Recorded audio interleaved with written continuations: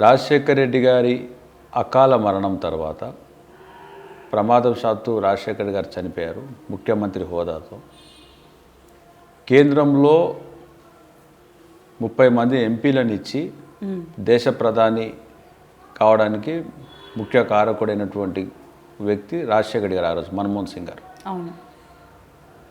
తెలంగాణ ఆంధ్రప్రదేశ్ సమైక్యంగా ఉన్నప్పుడు ఈ రాష్ట్ర ముఖ్యమంత్రిగా ఒకటోసారి రెండోసారి కూడా వారు ఎన్నికయ్యారు. తో రాజశేఖర రెడ్డి గారు ఉన్నప్పుడు జిహెచ్ఎంసీ ఎన్నికలు త్వరలో రాబోతున్నాయి సెకండ్ టర్మ్లో. అప్పుడు కాంగ్రెస్ పార్టీ నుండి మహేశ్వరం కాన్స్టిట్యున్సీలో రామకృష్ణాపురంలో నాకు టికెట్ కన్ఫర్మ్ చేయడం జరిగింది.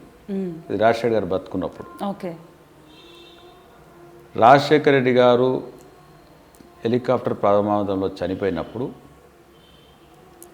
తర్వాత జిహెచ్ఎంసీ ఎన్నికలు రావడం జరిగినాయి. ఆ ఎన్నికల్లో రాజశేఖర్ గారు బతుకున్నప్పుడు ఆర్కేపురం కార్పొరేటర్గా శివకుమార్కి ఇవ్వాలని అప్పుడున్నటువంటి హోంమంత్రి శ్రీమతి సబితా ఇందర్ రెడ్డి గారికి చాలా క్లియర్గా తెలుసు. రామకృష్ణాపురంలో నాకు ఆమె కాన్స్టిట్యున్సీలో శివకుమార్ గారికి రాజశేఖర్ గారు టికెట్ ఇవ్వాలని చెప్పిన విషయం తెలుసు. సార్ చనిపోయిన తర్వాత వీళ్ళందరూ కూడా మారిపోయారు. వాళ్ళకు సంబంధించినటువంటి బంధువులకు టికెట్ ఇస్తామని చెప్పేసి చెప్పడం జరిగింది. ఇది కరెక్ట్ కాదు మేడం అని చెప్పి నేను వారితోని అప్పుడు హోంమంత్రిగా ఉన్నప్పుడు సెక్రటరియట్కి వెళ్ళి నేను పాత సచివాలయం వెళ్ళి వాళ్ళని ఆమె దగ్గర కూర్చొని నా పక్కన షిరిడి సాయిబాబా సంస్థాన ప్రధాన అర్చకుడు పాఠక్ పూజారి కూడా ఉండే నాయబడి ఆయన నన్ను కలవడానికి వచ్చాడు. ఆయన సమక్షంలో ఆమె ఛాంబర్లో మేము ముగ్గురమే ఉన్నాం. మేడం మీరు పెద్ద ఆయన లేడు, ఇప్పుడు ఆయన ఉన్నప్పుడు టికెట్ నాకు కన్ఫర్మ్ అయింది. ఇప్పుడు మీరు ఆ డీలిమిటేషన్ మన రిజర్వేషన్స్లో మీరు మహిళా అభ్యర్థిని చేసేసిండ్రు. నాకు జరుగుతున్న అన్యాయం ఇది కరెక్ట్ కాదు. మీరు మా మిస్సెస్ పోటీ చేస్తుంది కాంగ్రెస్ పార్టీ నుండి, మాకు టికెట్ ఇవ్వని అడిగారు. నేను మా బంధువులకు మాట ఇచ్చా అని చెప్పి ఆమె చెప్తే మీరు ఎవరికి ఇచ్చినా కూడా నేను ఖచ్చితంగా ఓడగొడతా అని చెప్పడం జరిగింది. చెప్పేసి నేను బయటకు వచ్చేసాను. అదే రోజు రాత్రి 8:30కు తిరిగి ఆమెనే ఫోన్ చేసి రామకృష్ణపురం టికెట్ నీకు నేను ఇస్తున్నా అని చెప్పడం జరిగింది. సో రాజశేఖర రెడ్డి గారి లేనప్పుడు ప్రారంభమైనటువంటి రాజకీయటువంటి ఈ ఎన్నికలు మమ్మల్ని అనేక రకమైనటువంటి ఇబ్బందులు పెట్టడం అనేది అప్పుడు ఉన్నటువంటి రోషయ్య గారు ముఖ్యమంత్రి అప్పుడు స్టార్ట్ అయినాయి. పెద్ద ఆయన ఉంటే ఈ పరిస్థితి ఉండేది కాదు. రామకృష్ణాపురంలో నేను కాంగ్రెస్ పార్టీ నుంచి కార్పొరేటర్గా మా మిస్సెస్ పోటీ చేసినప్పుడు 1000 ఓట్లతోని మేము ఓడిపోవడం జరిగింది. ఆ ఓటమి వైఎస్ఆర్ కాంగ్రెస్ పార్టీ, యువజన శ్రామిక రైతు కాంగ్రెస్ పార్టీ, మా ఓటమి ఆ పార్టీ పుట్టడానికి కారణమైంది. ఆ రోజు నేను ఓడిపోయి ఉండకపోతే నేను ఈ పార్టీ పెట్టేవాడిని కాదు.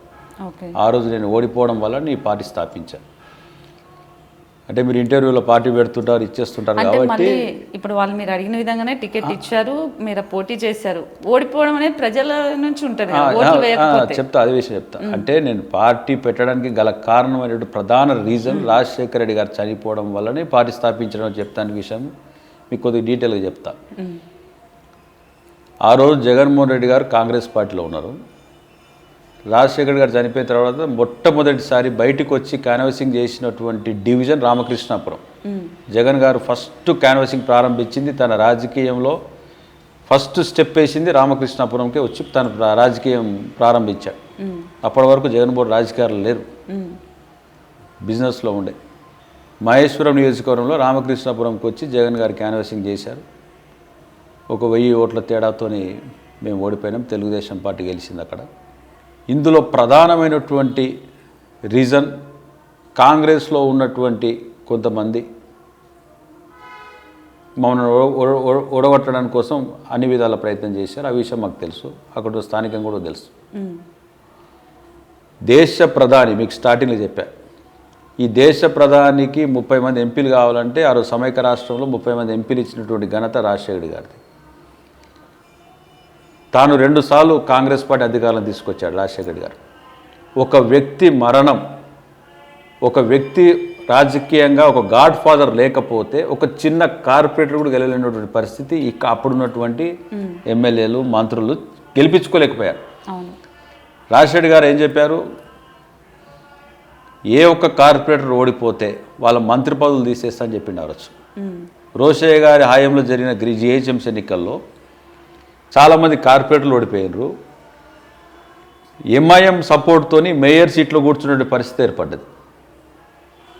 అంటే ఒక దేశ ప్రధానిని చేసేటువంటి వ్యక్తి లేకపోతే 2 సార్లు ముఖ్యమంత్రి హోదాలో కాంగ్రెస్ పార్టీ అధికారులు తీసుకొచ్చిన వ్యక్తి అయితే ఒక కార్పొరేటర్ గెలిపించే సత్తా లేనటువంటి నాయకులు కాంగ్రెస్ పార్టీలో ఆ రోజు ఉండే.